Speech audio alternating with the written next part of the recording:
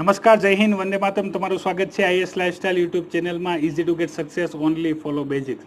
સ્પર્ધાત્મક પરીક્ષાની તૈયારી કરતા વિદ્યાર્થીઓને તૈયારીમાં પડતી મુશ્કેલી અને મૂંઝવણ માટે હું સતત માર્ગદર્શન વિડીયો લેક્ચર બનાવું છું, જેથી વિદ્યાર્થીની તૈયારી યોગ્ય દિશામાં આગળ વધી શકે. તો વારંવાર વિદ્યાર્થી દ્વારા જે ક્વેશ્ચન પૂછવામાં આવે છે એ ક્વેશ્ચનની તમામ માહિતી હું એક વિડીયોના માધ્યમથી આપું છું. તો આવામાં આપણે એક એવા ટોપિકનું સિલેક્શન કર્યું છે જે ટોપિક વિદ્યાર્થી દ્વારા વારંવાર પૂછવામાં આવે છે. હું સેમિનાર લેતો હોઉં કે ક્લાસ લેતો હોઉં કે ઓનલાઈનના માધ્યમથી વિદ્યાર્થી મને મેસેજ કરતા હોય કે કોમેન્ટ કરતા હોય, અથવા જ્યારે પણ વિદ્યાર્થીને મળવાનું થાય ત્યારે અચૂક એક સવાલ એમના દ્વારા પૂછવામાં આવે છે. એ સવાલ છે કે યુપીએસસી એક્ઝામ તો આપી છે, પણ ઇંગ્લિશ આવડતું નથી, ઇંગ્લિશથી ડર લાગે છે. શું યુપીએસસી એક્ઝામ આપવા માટે ઇંગ્લિશ આવડવું કમ્પલસરી જ છે? ઇંગ્લિશ બોલતા જ આવડતું હોય તો જ યુપીએસસી આપી શકાય છે? અને યુપીએસસીમાં ઇંગ્લિશનો કેટલો રોલ છે? અને બીજી ઘણી બધી અફવાઓ પણ મને પૂછે છે. તો આપણે આ બધા સવાલોના જવાબ હું તમને આ વિડીયોના માધ્યમથી આપવાનો છું. જો તમારો પણ ઇંગ્લિશની સાથે આવા જ કંઈક મૂંઝવણ ભરેલા સવાલો છે તો આ વિડીયોની અંદર હું તમને માહિતી આપીશ, જેથી તમને ખ્યાલ આવશે કે ઇંગ્લિશનો રોલ યુપીએસસી એક્ઝામમાં કેટલો છે અને એ ડર અથવા તમને નથી આવડતું તો એને દૂર કરવા માટે શું કરવું જોઈએ. તો આવા અવનવા અપડેટ માટે તમે આઈએસ લાઇફસ્ટાઇલ ટેલિગ્રામ ચેનલને પણ જોઈન કરી શકો છો, અને સ્ક્રીન પર દેખાતા નંબરમાં વોટ્સઅપ ગ્રુપ પણ જોઈન કરી શકો છો. અને હજી જો તમે આઈએસ લાઇફસ્ટાઇલ યુટ્યુબ ચેનલના મહેમાન છો તો વધુ સમય મહેમાન ના રહેતા ચેનલને સબસ્ક્રાઇબ કરીને આઈએસ લાઇફસ્ટાઇલ પરિવારનો ભાગ બની જજો, જેથી આવા અવનવા અપડેટવાળા વિડીયો તમારા સુધી જલ્દીથી પહોંચી જાય. તો જોતા રહો મારી ચેનલ આઈએસ લાઇફસ્ટાઇલ.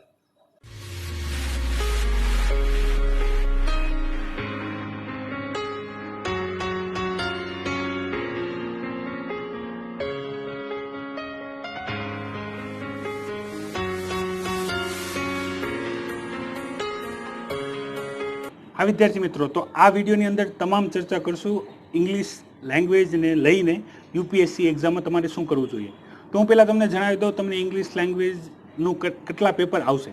તો વિદ્યાર્થી મિત્રો, તમે જો ગુજરાતી મીડિયમમાં એક્ઝામ આપવાના છો અથવા હિન્દી મીડિયમમાં એક્ઝામ આપવાના છો તો તમે મેન્સની અંદર જે 2 લેંગ્વેજ પેપર આવશે એમાંથી એક કમ્પલસરી ઇંગ્લિશ પેપર આવશે. હવે અહીંયા વાત કરીએ એ પેપર્સ કેટલા માર્ક્સનું હશે અને એમાંથી તમારે કેટલા માર્ક્સ લાવવાના રહેશે. તો વિદ્યાર્થી મિત્રો, જે કમ્પલસરી ઇંગ્લિશ પેપર છે, ક્વોલિફાઈંગ પેપર છે, તમારે એની અંદર પાસિંગ માર્ક્સ લાવવાના રહેશે. 300 માર્ક્સનું પેપર હશે. તો એમાં તમે 75 માર્ક્સ પણ લાવો તો પણ ઇનફ છે, બરાબર, કારણ કે તમારે ખાલી પાસ જ કરવાનું છે. બીજી માહિતી અહીંયા ચર્ચા કરી લઈએ કે ઇંગ્લિશની અંદર કયા કયા ટોપિક આવશે. તો હું વાત કરું ઇંગ્લિશની અંદર તો તમને અહીંયા આવશે કે ફકરો આપેલો હશે, એમાંથી જવાબ લખવાના રહેશે. તમને એક બીજો ફકરો આપેલો છે એનું સંક્ષિપ્તીકરણ એટલે કે વંથડ કરવાનું રહેશે.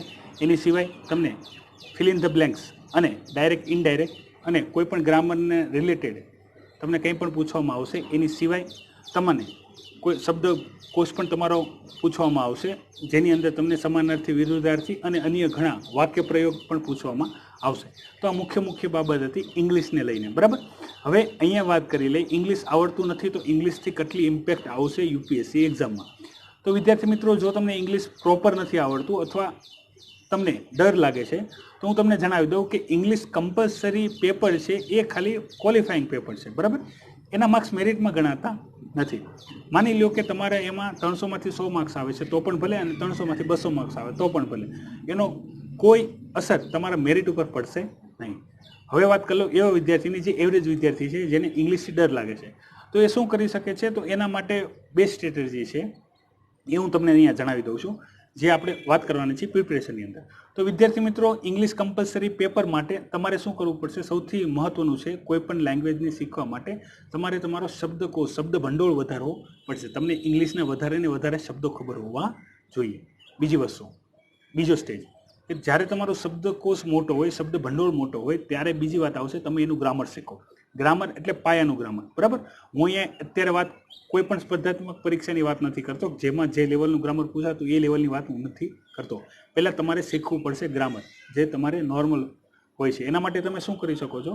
તો એના માટે તમારે સ્ટાન્ડર્ડ 6થી લઈને સ્ટાન્ડર્ડ 10 સુધી જેટલી પણ ઇંગ્લિશની બુક છે, બરાબર, તો એ તમે ઇંગ્લિશ બુક વાંચી શકો છો, બરાબર. એમાં જેટલા પણ શબ્દો આવતા હોય એ તમે જાણી શકો છો અને વાંચવાની ટેવ પાડી શકો છો. આનાથી શું થશે? આનાથી તમને એક જનરલી તમારો શબ્દકોશ તૈયાર થશે. બીજું, કઈ રીતે વાક્યરચના હોય છે, સરળ વાક્યરચના હોય છે, એ તમને સમજવામાં સરળરૂપ થશે. હવે વાત આવશે, ધીરે ધીરે તમે ગ્રામરના એક ટોપિક કવર કરતા જાઓ. ઇંગ્લિશ ગ્રામરની વાત કરીએ, ડાયરેક્ટ ઇનડાયરેક્ટ હોય, કરેક્ટ ધ સેન્ટેન્સ હોય અને ફિલ ઇન ધ બ્લેન્ક્સ હોય, બરાબર.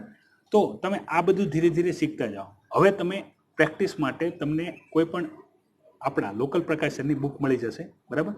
તો એમાં તમને પ્રેક્ટિસ માટે કોઈ પણ ક્વેશ્ચન જે કોમ્પિટિટિવ એક્ઝામમાં પૂછાઈ ગયા છે એ પણ આપેલા હશે અને પ્રેક્ટિસ માટે બીજા પણ ક્વેશ્ચન આપેલા હશે. તમે રેગ્યુલર એની પ્રેક્ટિસ કરશો તો તમને એના ઉપર ગ્રીપ આવી જશે, બરાબર. તો ગ્રીપ આવ્યા બાદ તમે હવે ધીરે ધીરે બધા પેપર સોલ્વ કરવાનું શરૂ કરો. પહેલાં તમે યુપીએસસીના છેલ્લા 5 વર્ષના ઇંગ્લિશ કમ્પલસરીના પેપર ચેક કરી શકો છો. એ પેપર પણ તમે જો ડાઉનલોડ કરવા હોય તો એની લિંક પણ નીચે વિડીયો ડિસ્ક્રિપ્શનની અંદર આપેલી છે, તમે ત્યાં જઈને ડાઉનલોડ કરી શકો છો અને તમે એની પ્રેક્ટિસ પણ કરી શકો છો જ્યારે તમારો બીજો સ્ટેજ એટલે કે ગ્રામરનો પોર્શન પૂરો થઈ જાય ત્યારે પ્રેક્ટિસ કરવા માટે. હવે ઘણા બધા વિદ્યાર્થીનો સવાલ હતો કે સર જે ફકરો વાંચીને જવાબ લખવાનો છે તો એમાં ફકરો વાંચવામાં જ ઘણો સમય લાગી જાય છે, બરાબર. તો એવા સમયમાં શું કરવું જોઈએ? તો વિદ્યાર્થી મિત્રો, મેં ઘણા બધા વિદ્યાર્થીઓને જણાવ્યું છે એમ કે હું ડેલી કરંટ અફેર એમને ટેલિગ્રામ ચેનલ અને વોટ્સઅપ ગ્રુપની અંદર મોકલું છું, બરાબર. તો એની અંદર તમે જે ધ હિન્દુ છે તો એના જે ફકરો છે એ સ્પીડમાં વાંચવા ટ્રાય કરો, સ્પીડમાં સમજવા ટ્રાય કરો. શરૂઆતમાં તમને અઘરું લાગશે પણ એક વખત તમારો શબ્દકોશ વધી જશે, શબ્દ ભંડોળ વધી જશે તો જેમ તમે ગુજરાતી સ્પીડમાં વાંચો છો એ રીતે તમે ઇંગ્લિશ પણ સ્પીડમાં વાંચતા થઈ જશો, સમજતા થઈ જશો. પછી તમને એના ઉપર ગ્રીપ આવી જાય પછી તમને ફકરા પરથી જવાબ આપવા સરળ થઈ જશે, બરાબર. યાદ રાખો વિદ્યાર્થી મિત્રો, ઘણા વિદ્યાર્થીઓને ડર લાગતો હોય છે કે એમને ઇંગ્લિશ લખતા નથી આવડતું કારણ કે જે પણ શબ્દ હશે એનો યોગ્ય સ્પેલિંગ ના આવડતો હોય. ઘણા વિદ્યાર્થી એવું હશે કે ઇંગ્લિશ લખતા તો આવડતું હોય પણ પ્રોપર વાંચતા ના આવડતું હોય કારણ કે સમજાતું ના હોય, શબ્દકોશ લિમિટેડ હોય, બરાબર. અને ત્રીજી વસ્તુ છે કે બધું આવડે છે પણ બોલતા આવડતું નથી અથવા બોલવાનો કોન્ફિડન્સ નથી. તો આ બધી જે પ્રોબ્લેમ છે લેક ઓફ પ્રેક્ટિસ.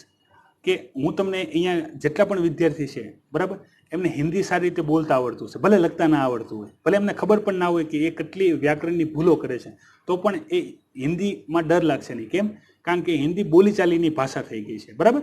તો ઇંગ્લિશ બોલાચાલીની ભાષા નથી કારણ કે તમારી આસપાસના વિસ્તારની અંદર તમે રેગ્યુલર ઇંગ્લિશ બોલતા નથી. તો હું જ્યારે વિદ્યાર્થીને ઇંગ્લિશની પ્રેક્ટિસ કરવાનું કહું છું ત્યારે એટલું જ જણાવું છું કે તમે વાંચવાનું પણ રાખો અને બોલવાનું પણ રાખો. જ્યારે કોઈ પણ લેંગ્વેજ તમે બોલવામાં સારી રીતે બોલો છો ત્યારે તમને એમાં લખવામાં કે વાંચવામાં કોઈ વધારે સમસ્યા આવતી નથી. ઇંગ્લિશ પણ એક ભાષા છે અને એવી દુનિયાની કોઈ ભાષા નથી કે જો તમે એમાં વ્યાકરણ અને શબ્દકોશ તમારું બરાબર હોય તો તમને ના આવડે, બરાબર. અત્યારે તમારી આસપાસ આ તો આપણે ઇંગ્લિશ લેંગ્વેજને વાત કરીએ છીએ કે જેની રિક્વાયરમેન્ટ છે.